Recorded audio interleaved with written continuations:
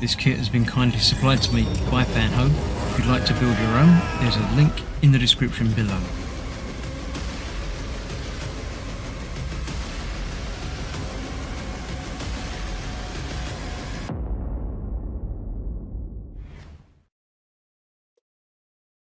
Hello, I'm Chris, this is Gross Models. Welcome to issue 5 of building the Infinity Gauntlet.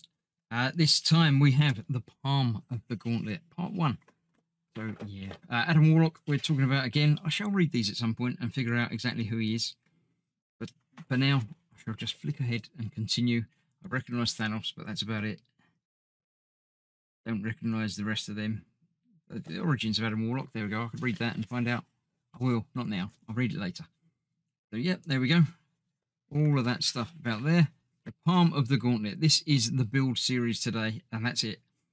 We're just, basic assembly is not doing anything at all. It's just a single piece that fits there and doesn't actually attach to anything as yet. Iron Man. Lots of different Iron Men across the bottom there. So yeah, Iron Man obviously we are familiar with after having built one. Here we go. Jack Kirby, he's the artist, isn't he? Writer, all-round cartoonist. Yes, there we go. I recognise the name. I knew he wasn't a character. So, yep. Cool. Interesting stuff. So, I'm not going to cut to a different video. I'm just going to move this out of the way and show you the palm. This is the first of the palm sections. It's a right hand. Left hand? It's a left hand, isn't it? Gauntlet. Yes. So, this is the palm here. Obviously, the fingers come through that bit. It's a bit bigger than my palm, as you can tell, but it's sort of, you can see the shaping of it to fit in there. And that's it. We're not doing anything with it this time. Next time we're going to be adding a bit more to this, but until now, that is it. Thank you very much for joining me for this very, very short episode.